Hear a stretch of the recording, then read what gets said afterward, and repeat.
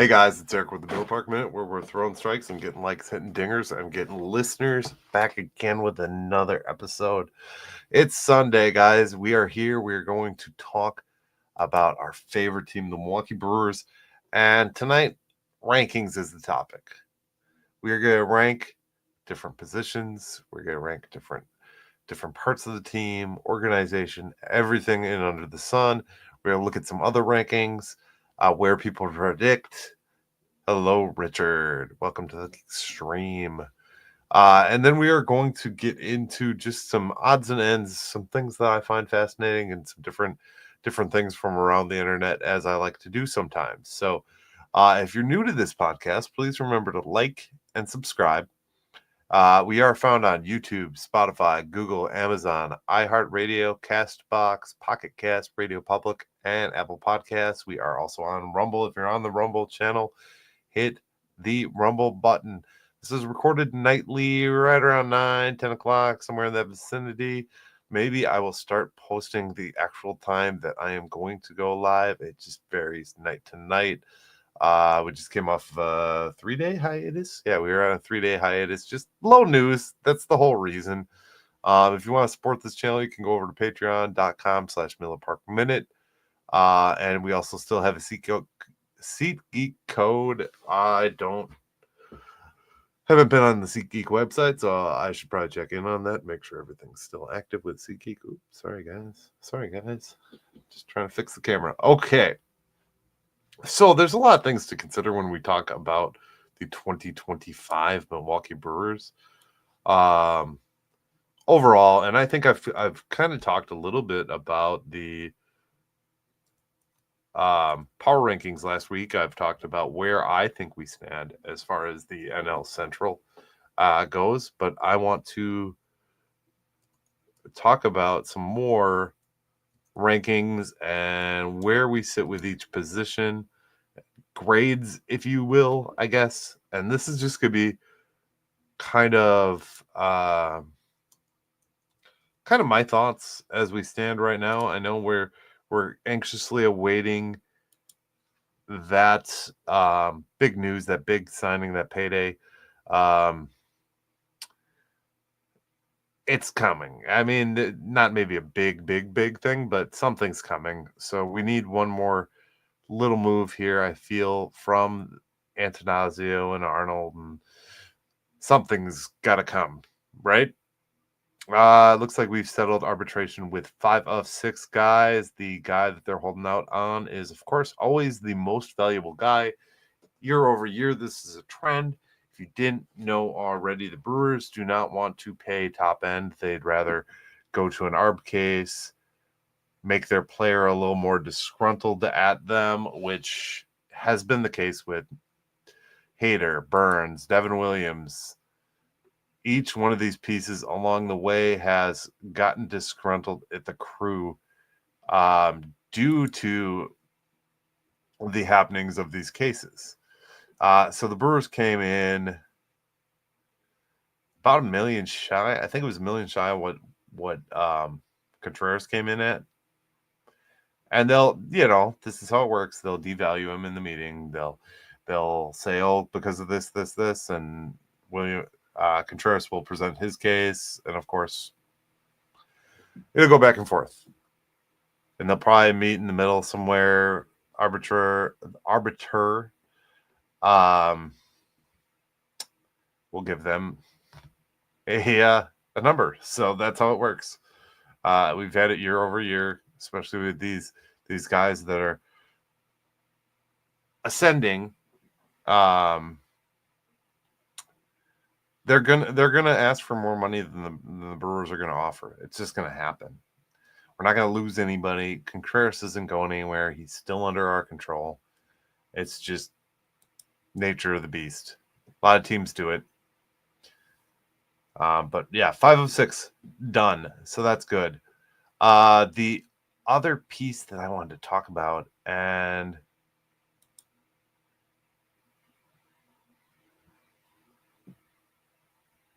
yeah, but I mean, at the end of the day, he's not gonna like I said, he's under team control. So whatever happens, they're not gonna not have him in the lineup, Richard, people get really confused with this arbitration process, and I'm not saying anything about to you or anything. I'm just saying people get confused, like they think we can lose the player in this process. There's no losing the player. It's basically them trying to get their money's worth and not overpay based off of what their assessed value is based off of the Brewers algorithm. So the Brewers have an algorithm, the players have an algorithm. The player wants to inflate his value. We all want an inflated value. That's just how it works. But yeah, he's not gonna stop playing hard. Contreras is playing for a payday at the end of the day. He knows, and every player knows with their organization, that there's a certain point when they're either going to get a big contract from the organization that they're in, or they're going to have to go somewhere else to get paid, i.e. Willy Adames. Willie was a pre-arb player. He was traded to us with years of control. We controlled him and controlled the salary number for him for several years. And then he left to free agency and made a payday. He made $182 million over 6 years. Good for him. Unfortunately, the Brewers would not pay that and will not pay that typically to anybody in the future. Why create ill will between players and the owners? That's just the process. It's been there forever. It's just, I think more and more as more of these cases come out, and we live in the internet information age, which we've been living in for a long time now, but more and more people are going to see these. They're going to become more of a big deal on X. And people make a big deal out of it. It's like you going to your boss for a quarter and I'm saying, oh, no, you're only worth 10 cents. It's the same concept. It's just, you present your case, they present their case, and somebody decides the winner. You know what I mean? Typically, in our cases, it's the boss. You know what I mean? They just have an actual hearing about it and an actual court case. So it sucks. It's a sucky system. I wouldn't want to be a part of that system because you would just feel really devalued. But it ain't gonna change. And as long as owners want to be cheap and not pay their players, that's just nature of the beast. There will never be a salary floor or ceiling. Mega contracts are still going to exist. You're still going to have Juan Soto's. You're still going to have Shohei Ohtani's. That's, again, nature of the beast, unfortunately. But that being said, that's not every contract in every scenario. Burns' contract actually came in relatively low when you look at overall pitcher contracts in comparison. He was at like 210, and for his value, that's pretty good. But he could have been upwards of $250 to $300 million for a contract. So, I think it goes without saying. I don't know if there's anything I want to say on. Oh no, goes without saying that preseason rankings are just preseason rankings, but I like to talk about them nonetheless. So we're going to go through the MLB's most current, which is March 18th, 24. What? That doesn't make sense. Oh, this is last year's. Never mind. Ooh, we don't want to look at that. Power rankings. We want power rankings. I screwed that up. All right. So I talked about this last week. This has not been updated since January 8th. So when you talk about the power rankings, who are you going to think is number one? Obviously, the Los Angeles Dodgers. Then we go to the Phillies. Then we go to the Yankees, the Mets, the Braves, the Padres, the Orioles, the Diamondbacks, the Astros, the Brewers. So we come in at number 10. Basically, every time we look at these rankings, there's certain things that they say. Like this one, it talks about losing a pitcher, the caliber of Williams. But we got Cortez. The real question is whether this rotation plus young star Jackson Chourio is enough to win the NL Central again. So we're gonna discuss that. What has changed with the Brewers? We lost a closer. All right. Year after year, we've had a good bullpen. As long as I can remember, since I started going to games at 18 years old, almost 20 years ago. No, 20 years ago. They've always had a bullpen. There's always been an arm. There was Derek Turnbow in there. There was John Axford in there was Dan Kolb. There was, you name it. There's always been someone at the back end of that bullpen. And a lot of times they were relatively unknowns. So can we take McGill? Can we take McGill at this juncture and make McGill the closer? If you look at what McGill did this last season, when Devin Williams wasn't there. Now, mind you, they kind of do two things here. They say, well, without Devin Williams, newsflash MLB article, we were without Devin Williams for a good chunk of the season last season. There's actually been several occasions where we've been without Devin Williams for extended periods. Josh Hader that wasn't the case, but with Devin Williams, that was the case. So I think with McGill and the potential for an Abner Uribe, that was, I don't know if you guys remember, but that was a big piece. That was big talk, was Abner Uribe as a future Brewers closer. And I don't think that we are totally out of the woods on that yet. So if you look at 2024 as a whole for Trevor McGill, he went 1-3 with a 2.72 ERA. He was in 48 games. He had 21 saves. Now, if you go back and remember that Mr. Eric predicted, it's not here. I don't have it. I think I said 22 saves or something like that. So I predicted one more for him, basically. Out of opportunities, he had 24 save opportunities. So he got in for 46.1 innings. Does that mean that given the opportunity to have more, he'll get more? Maybe. I mean, year over year, if you look at the 23 season, he jumped in Minnesota. He had 45. Then he went to 34.2 when he got in with us. 46.1. Is he going to jump to more time being in a more serious back end of the bullpen role? I think so. And if we look at year over year improvements, his ERA went down. He had 3.63 from 23 to 24. Was in a few less games too. So closer wise, I don't think we got any worse. Now, the other thing they said is the rotation. Nestor Cortez being added to that, a healthy Brandon Woodruff, albeit he may not be, in their opening day. If he is healthy, that adds value. You're giving Tobias Myers another year. You're giving Robert Gasser another year if he comes back from injury fully. So your young arms are growing as well. We're bringing back a lot of the same old candidates from the bullpen. So your Joel Piamses, your guys like that are still with the crew. We did lose a piece last week. If you guys saw, we lost. Colin Ray was basically let go. But we also have a healthy Ashby. We're going to look at Savali.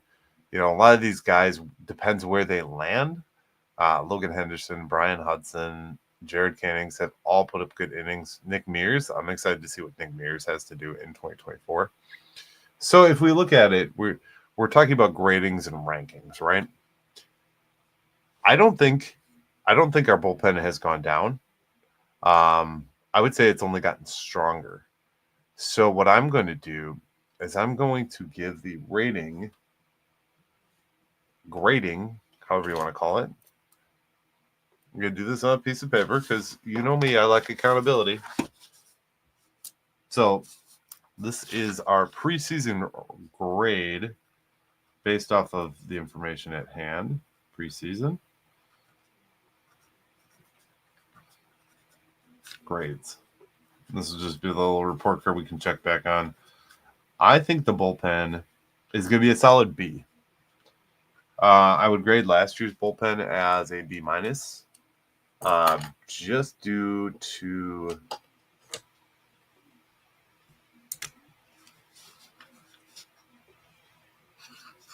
the fact that there were some longer injuries. Starting rotation. Now, last year there was a lot of injuries.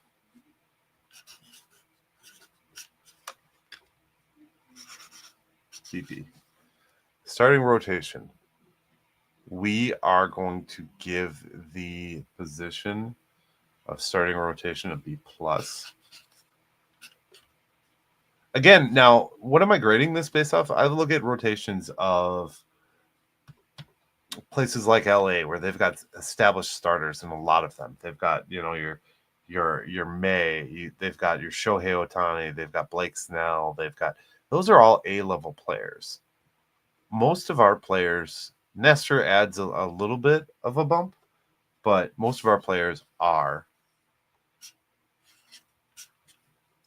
B-level. And that's not being mean. That's just the truth. Corbin Burns was the last A-level star that was on the team. Willie Peralta, another Willie Peralta. Garbage. Hot garbage. No, Willie Adames was an A-level star, I would say. But you can be successful with a team full of B players. So now I'm going to go position by position.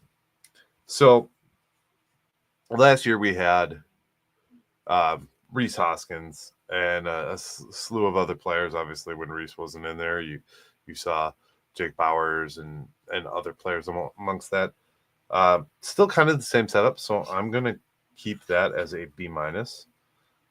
Second base, that's still a question. I mean, I'm going to put that as a B plus, primarily based off of what Bryce Turang did there. Bryce Turang was great at second base, right? But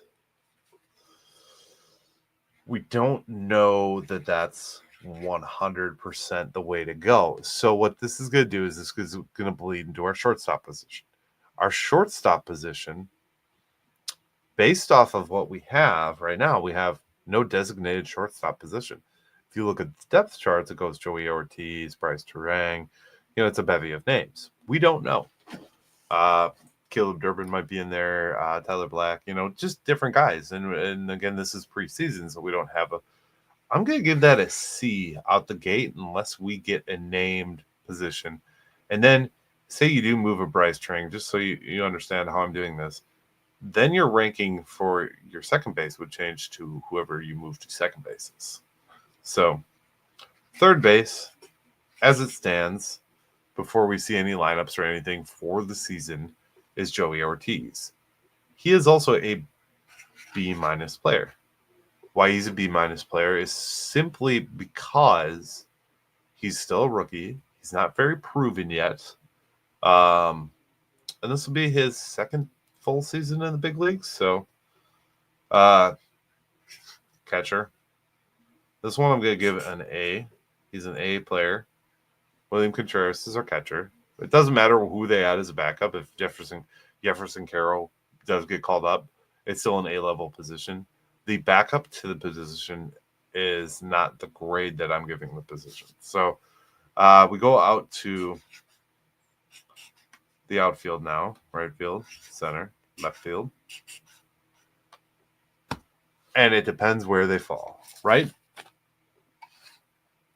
So how do we tell where these players are going to fall? Well, obviously, you look at your depth chart, right? So if we go to, and like I said, catcher, Contreras, Rhys Hoskins, first base, Bryce Turang is still second base. Joey Ortiz is slotted number 1 for third base, but he's also slotted number 1 for shortstop. So you see where shortstop is still a question, and it's a C ranking. Now, if you go to left field, you got Jackson. Jackson right now is playing like an A-level player. He's borderline. I'd say A- just because he's a rookie.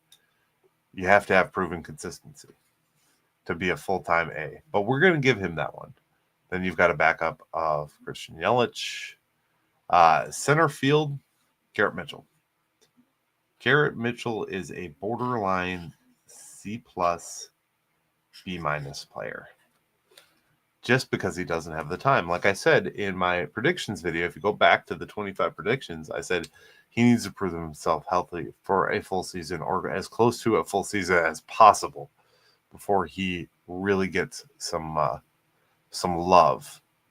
Now, DH. This is a funny one because DH, they actually put Reese first, but really it's Christian.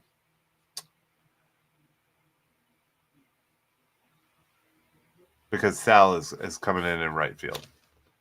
So Sal is also that B- to C+ player. Could that change? Yes. Only time will tell. But we're going to go DH because it's Christian Yelich. And Christian will slot in where he slots in if he needs to play left field, that kind of thing.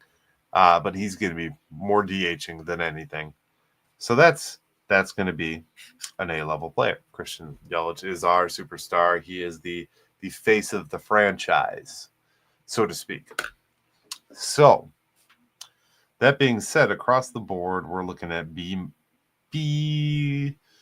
to B+, couple A rankings in my books here. But other thing we have to look at is where we sit coaching-wise. What does our coaching look like? Well, of course,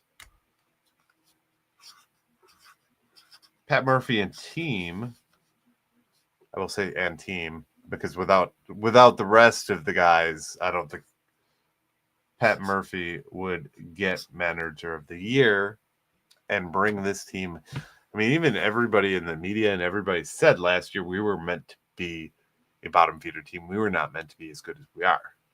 We were the kings of the North, the kings of the NL Central. So therefore, they get an A+ out of the gate. They've got a hard fought victory to get to where they got to last year. But that goes to raise the bar even higher this year. You can't just do the same thing over. You've got to go one step beyond. So that means you've got to get out of that first round of the playoffs. Go back to my predictions video. I said they have to get out of the first round of the playoffs. Repeating's great. They can repeat all day long. Great. But so, and I don't care about the minor position moves. I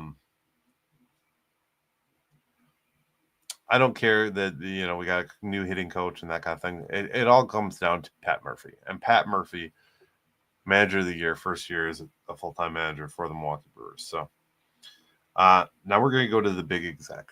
We're going to go to the GM, Mr. Matt Arnold. I am going to give Matt Arnold a solid A because he has always made consistent moves to change. Not every move that a GM makes is going to pan out across the board. Just not. So he's hit pretty well. I mean, he's brought big trades that brought William Contreras, now Nestor Cortez. He brought Gasser in. He's brought a lot of these guys. He's signed Meyer. A lot of these pieces that are good now are all part of him. So we're going to give him an A. Now, I think it goes without saying, last but not least on this list is the owner. How well is Mr. Antanasio doing at bringing better players to Milwaukee, spending money, and overall? Now, he has brought the team value up year over year over year, and they've made more profit and revenue. He plays conservative. His long game is conservative.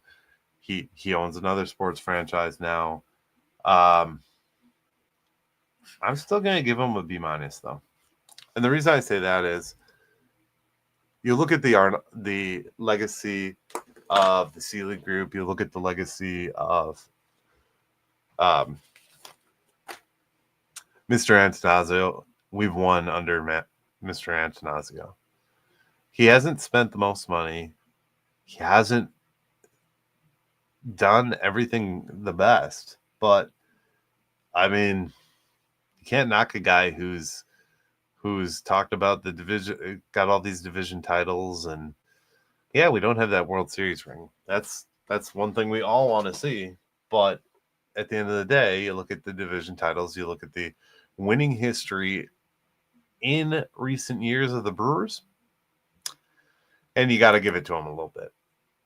Again, I think we would all like to see Mr. Antanasio spend more money. All right. So those are my preseason grades across the board. If you missed the list is I gave the bullpen a B. I gave the starting rotation a B plus. First base B minus. Second base B plus with a question mark because you don't know if they're going to shift Bryce Turang. Shortstop C, just because it's such an unknown factor. Right now, the depth chart lists Joey Ortiz. We don't know that it's going to be Joey Ortiz. Third, being depth chart listed Joey Ortiz, it's a B minus. He's a young player. Catcher is an A. A for All-Star, William Contreras. He's a top-level player. Right field, B minus, C plus.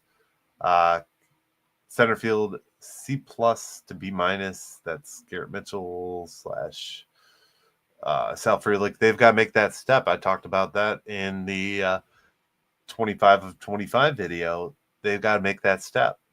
Left field is an A. That is our boy Jackson. DH is also an A.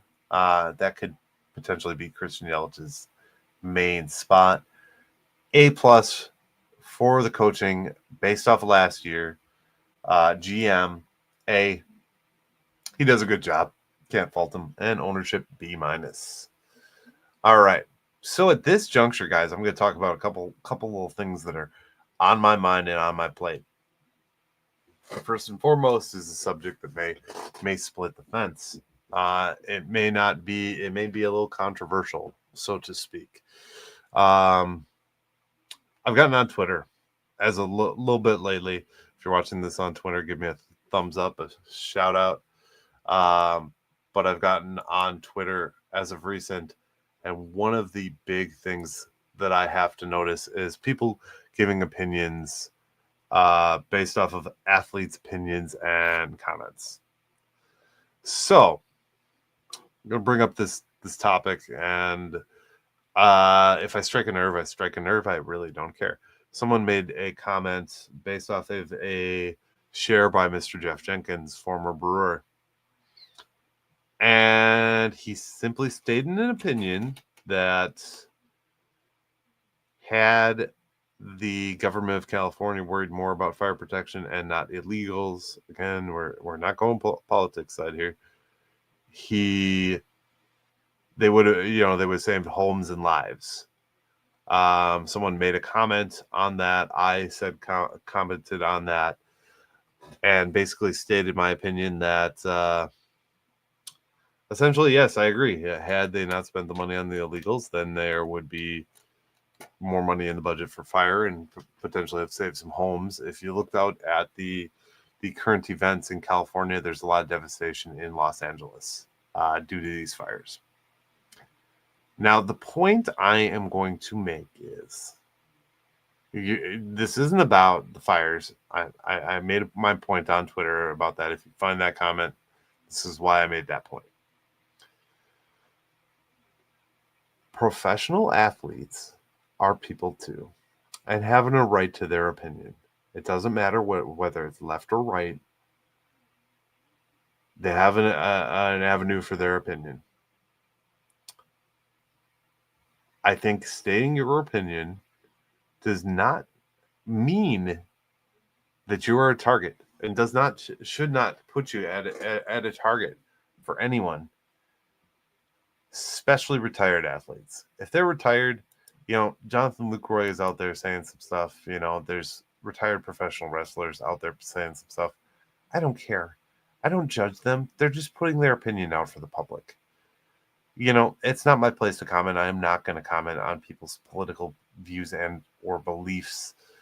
That's not the society I want to live in, and I don't think this is a society you should want to live in too. Let people have their opinions. If you want to post your opinion, post your opinion. I personally don't believe in posting my opinion on politics. I will post my opinion on everything else, but that one I keep for myself. Doesn't mean I won't say where I stand. But that being said, let's try and keep that in mind, guys. These are athletes. They have a take. Let them have their take. They're just the same as you and I. They're just more public than you and I. And I got similar reactions when I said something to that nature. So if you find the tweet, that's what it means. One thing I saw, and this is a weird one to me. This is a very weird one. One thing I saw is there's talk already that Jackson Chourio could be a future Hall of Famer. Reason I say this is weird talk is because we're talking about a guy that just started in the MLB. Literally just started. One season under his belt. You can't judge anyone by one season. For pay-wise, yes, of course, they judge season to season and all that. We just got done talking about that in the beginning of the episode. But longevity-wise, you can't determine that. You can't say someone's going to be a future Hall of Famer after one full season. You can't. I'll leave that to debate in the comments, but I don't think you can. I'm not even going to touch that one. Because there's too many X factors. There's too many things. Injuries. The guy could have a scandal. Wander Franco style. If you don't know what Wander Franco did, look it up. Kid will never play baseball again. Bauer, you never knew that guy would never play baseball again. It doesn't look like that guy's going to get a contract. He's played in Japan and he's played in the Mexican League. I don't think that guy will ever touch the MLB fields again. I was pretty optimistic for it, but so that's hard to say. That's a shame. One more thing on the rankings before I finish my thoughts on the rankings. We're going to revisit rankings week after week with different moves and things like that throughout the season. I don't know that the power rankings will change too much unless some big moves are made in the tops of the divisions and the divisions across the board. So take note of that. There'll be future conversations. We're going to bring back more of the same this season, guys. So a lot of the topics and a lot of the things that we do will still be the same. Power rankings are typically, I think they were Tuesdays when they come out. I'll have to look once we get closer to the season. But yeah, I think Tuesdays is Power Rankings Day. We have a new segment, What the Chuck. And What the Chuck is going to come to you whenever I have available content for it. There was a trade, now that I think about it, that somebody proposed. And I'm trying to think what it was. I'm going to react to Facebook, Twitter, you name it, social media. That's always going to be a part of my... let me see. I love when people play matchmaker, especially on the internet. Guys that necessarily aren't is it discussion? No. Guys that aren't necessarily writers or prognosticators or anything like that. It's not that page. Was it the fan clubhouse? That's your group, right, Richard?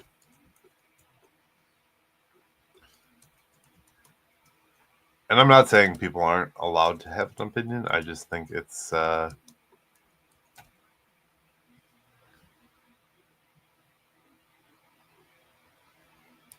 just think certain opinions are funny to me. Kike Hernandez. Somebody thinks we should get Kike Hernandez. For average, for base, for this subpar. Hard no. This Mike Martin guy that's in some of these groups is pretty aggressive. Oh, okay. So here's what the idea was. It was trade.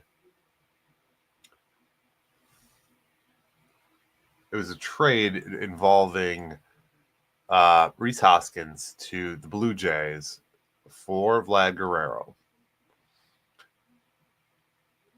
and giving up some pieces. Now, Vlad Guerrero is going to be a great first baseman, but he's one of those scenarios, again, where you need to extend the guy. I don't guarantee that we have that opportunity to extend the guy. We already put a contract in for Rhys. Rhys is already our guy. He's already signed. I don't see a reason that we trade him at this juncture. Plus, I don't really want to give up too much. We need what we've got. We've got what we need. There's a slew of shortstops. They might want a guy, one of our top guys like Jesus made, and I don't think we need to be dealing from that. You deal from your strength, right? And personally, I don't think that is something we necessarily have enough ranked positions to do. If you guys aren't already, go over and join the Miller Park Minute and the Milwaukee Brewers Facebook group. I really appreciate you guys there. I'm going to try and update you guys. I don't know if you saw. I'm going to try and update you guys if I'm not doing an episode. I'll put it out on Twitter. I'll put it out on YouTube. Put it out all the platforms. I'm going to try and update you guys on those things as well. Over the next week, I will be contributing to Brewer Fanatic. I am with those guys still. I've never left. I just stopped sending out content, so to speak. So, but that was the whole decline of last year. I fell off making content. This crew is going to be a fun one to talk about this year. There's a lot of upside in the long and short of this. So, guys, strap on. We're going to get technical this week. We're going to talk some more complex numbers. There may not be someone helping with those conversations. We're gonna bring in the old guests. We're gonna find some new guests. If you got any ideas, put them down in the comments below. Love to hear your thoughts on who you have enjoyed, and who you'd like to see less of. Previous guests go from anywhere from Jeff Levering, Greg Matzik, Dom Catronio. We've had Bart Winkler on in the past. Tim Dillard, of course. He's always a favorite, though. I think everybody likes when he's on any podcast or anything, so I don't think that's a bad one. And I'm sure there's more along the way that I can find. It's just a matter of player interviews are always something I aim to have. It's just hard to get a current player because there's so many layers of protection for those current players. Even if you get in person with somebody, they may get busy. They may, you message back and forth, and they're during the season they're busy. Preseason would be the time. And we've had guys on in the past. We had talked with oh my God, I'm blanking. Tim Dillard when he was a player. We talked to Mauricio Dubon, so we have had people in the past, and those were fun interviews and great interviews, but it's a matter of being able to get these players on the rise before they get to the club. So that being said, we'll see what we can do with those guys. There's going to be a slew of things changing here. Old features, new features. We're on TikTok, so if you want to watch the shorts over on TikTok, we're going to do some more short form content as well as the long form content. So keep your eyes peeled for the short form content. Typically, that's going to be on TikTok or Instagram. Yeah. If you guys got any questions, drop them in the comments below. I always like to read the comments. I appreciate you guys for coming along. As always, guys, go Brew Crew. This is Eric with the Miller Park Minute, where we throw strikes, and get likes. Thank you for watching, and you have a great rest of your evening and or day whenever you're watching this. Remember to hit that subscribe button. Thank you for watching the Miller Park Minute. Go Brewers!